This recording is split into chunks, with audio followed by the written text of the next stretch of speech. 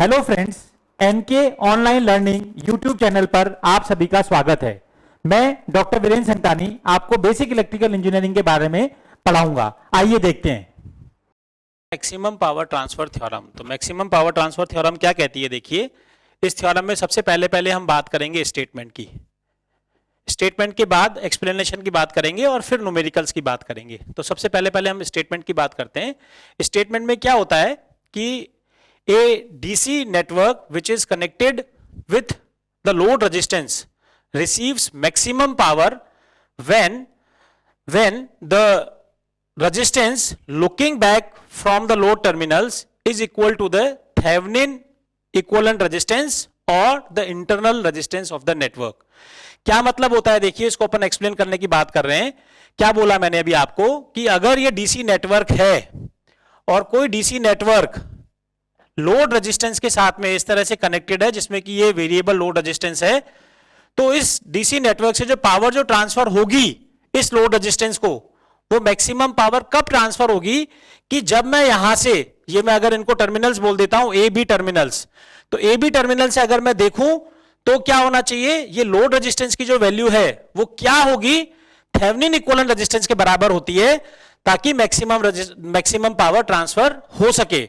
यानी मैं क्या कह रहा हूं कि मैक्सिमम पावर ट्रांसफर थ्योरम के अकॉर्डिंग जब मैं यहां से डीसी नेटवर्क से लोड को पावर ट्रांसफर हो रही है, वो मैक्सिमम कब होगी, जब मैं यहां से जो रेजिस्टेंस देख रहा हूं वो रेजिस्टेंस सोर्स रेजिस्टेंस या थेवेनिन इक्विवेलेंट रेजिस्टेंस के बराबर होता है।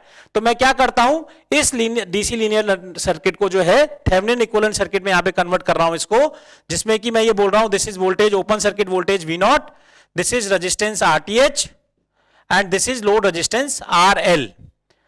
तो हमने क्या किया कि ये जो आपका डीसी नेटवर्क है इसको हमने थेवेनिन इक्विवेलेंट नेटवर्क में कनेक्ट कर दिया, कन्वर्ट कर दिया, जिसमें कि अब मैं कह रहा हूं कि ये करंट क्या होगी, दिस करंट इज I। तो इस I की वैल्यू क्या होगी, V0 upon RTH plus RL। इसको मैंने इक्वेशन नंबर 1 बोल देता हूं। तो ये करंट होगी सर्किट में। अगर मैं पावर की बात कर रहा हूं कि डीसी नेटवर्क से पावर कैसे ट्रांसफर हो रही है, तो उस पीएल की वैल्यू, अगर मैं पावर को पीएल से लिख रहा हूं तो पीएल क्या हो जाएगा, PL is equal to I square into RL, जहां पे I करंट, ये वाली करंट है, और RL क्या है, दिस लोड रेजिस्टेंस। तो ये I की वैल्यू मैं यहां इक्वेशन नंबर 1 से डाल देता हूं, तो पावर पीएल क्या हो जाएगी, V0 upon RTH plus RL का whole square multiplied by RL। मुझे क्या करना है, इस पावर को मैक्सिमम करना है। हमारा पर्पस क्या था, मैक्सिमम पावर ट्रांसफर थ्योरम। तो मुझे क्या करना है, इस पावर को मैक्सिमम करना है, और उस टाइम पे मुझे क्या करना है, लोड रेजिस्टेंस की वैल्यू निकालनी है कि वो लोड रेजिस्टेंस किसके बराबर होगा कि मैक्सिमम पावर सोर्स से लोड की तरफ वो ट्रांसफर कर सके। तो इसके लिए मुझे क्या करना पड़ेगा, हमने 11th 12th क्लास में मैक्सिमम मिनिमा पढ़ा है, तो उसके अकॉर्डिंग मुझे क्या करना पड़ेगा, मैक्सिमाइज करने के लिए मुझे DPL अपॉन DRL को 0 के बराबर इक्वेट करना पड़ेगा। तो देखिए, इस PL से मैं DPL अपॉन DRL जो अगर निकालता हूं, मैं यहां पे कैलकुलेट कर रहा हूं, ये क्या आ जाएगा, DPL अपॉन DRL। ये किससे निकलेगा, U बाय V के डिफरेंशिएशन वाले फॉर्मूले से।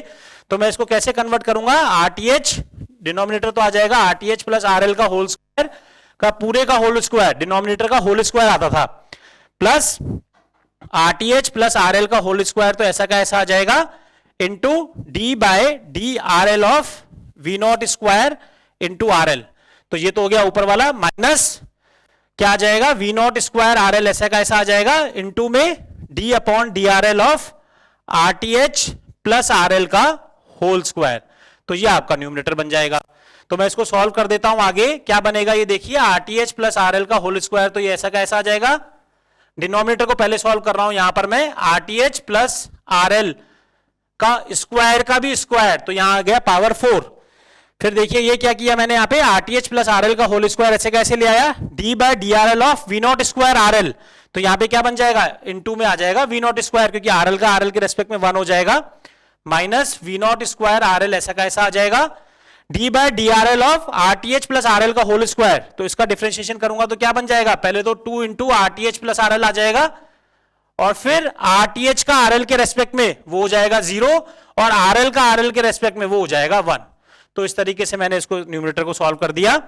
देन यहां पे मुझे दिखाई दे रहा है आरटीएच प्लस आरएल का होल स्क्वायर, और यहां पे मुझे दिखाई दे रहा है आरटीएच प्लस आरएल। तो मैं क्या कर रहा हूं, आरटीएच प्लस आरएल को यहां से कॉमन ले लेते हैं, तो ये तो हो गया आरटीएच प्लस आरएल, और न्यूमरेटर में आपका आ जाएगा यहां पे स्क्वायर की जगह पे हो जाएगा RTH plus RL multiplied by में है ये V naught square minus 2 V naught square RL, 0 plus 1 आपका 1 हो गया, अपॉन आरटीएच प्लस आरएल का होल पावर 4।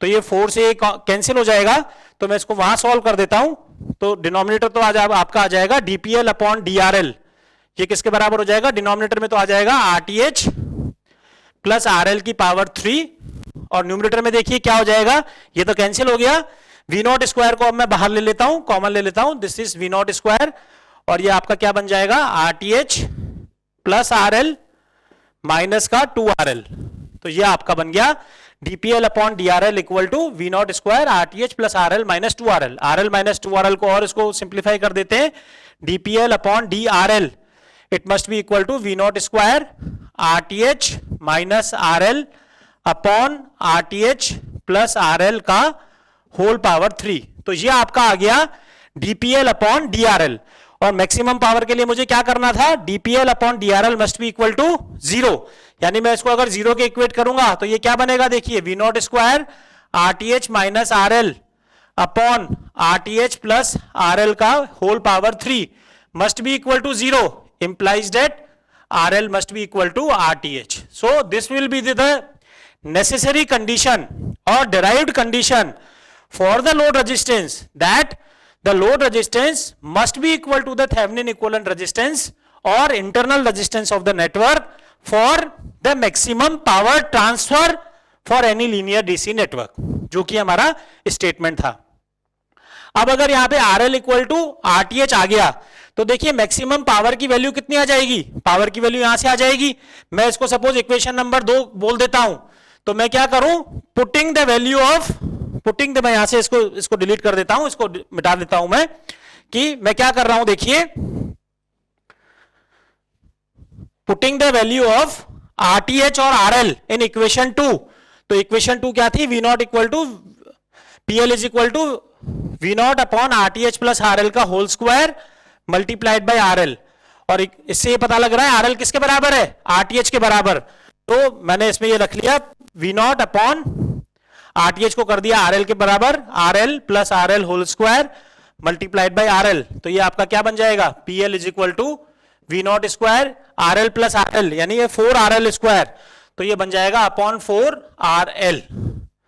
तो ये हमारी मैक्सिमम पावर हुई जो कि इस डीसी नेटवर्क से लोड रेजिस्टेंस में ट्रांसफर हो रही थी एज पर the maximum power transfer theorem, यानी यहां पर आके इसको इतनी पावर मिल रही है, इसका मतलब टोटल पावर क्या थी सर्किट की, टोटल पावर की अगर मैं बात करूंगा तो that must be equal to 2 of PL, और 2 ऑफ PL का मतलब V naught square upon 2RL, this is total power supplied by the source, जिसमें से आधी पावर लोड को मिल गई मैक्सिमम पावर ट्रांसफर करने के लिए। तो अगर मैं एफिशिएंसी की बात करूंगा, देखिए तो एफिशिएंसी क्या आ जाएगी, PL अपॉन P इंटू 100%, यानी आपकी जो एफिशिएंसी है मैक्सिमम पावर ट्रांसफर थ्योरम में वो 50% निकल के आ जाएगी। तो देखिए हम मैक्सिमम पावर ट्रांसफर थ्योरम के न्यूमेरिकल की बात कर रहे थे, क्या लिखा है question, what should be the value of R, R कहां गिवन है सर्किट में, यहां पर, तो what should be the value of R such that maximum power can takes place from the rest of the network to R, यानी इसमें maximum power transfer theorem निकालनी है अक्रॉस दिस टर्मिनल, और उसकी पावर की वैल्यू भी निकालनी है।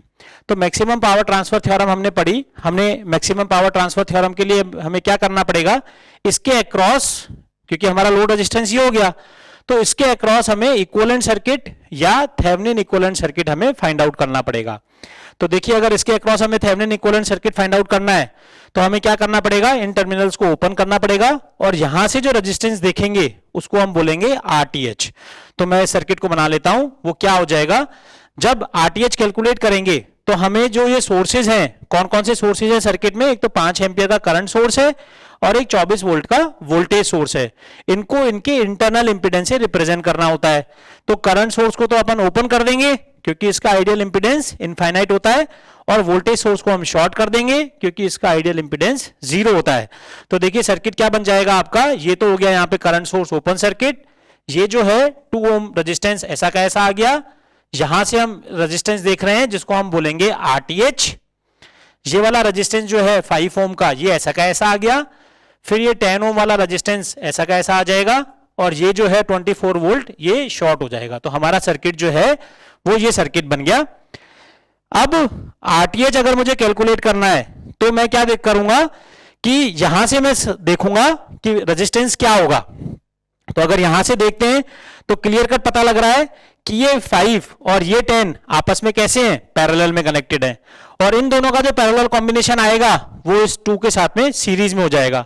तो RTH कैसे कैलकुलेट हो जाएगा, RTH विल बी 2 + 5 पैरेलल 10, और 5 पैरेलल 10 अगर है तो R1 पैरेलल R2, तो अपने पढ़ा हुआ है R1 R2 upon R1 + R2, तो अपना RTH क्या हो जाएगा, RTH will be equal to 2 + 5 multiplied by 10 upon 5 + 10 that is 15। इसको सॉल्व कर देते हैं, 1 3 10/3 जो है वो 3.33 के बराबर होगा, और 3.33 + 2 तो RTH अपना निकल के आ गया 5.33 ओम।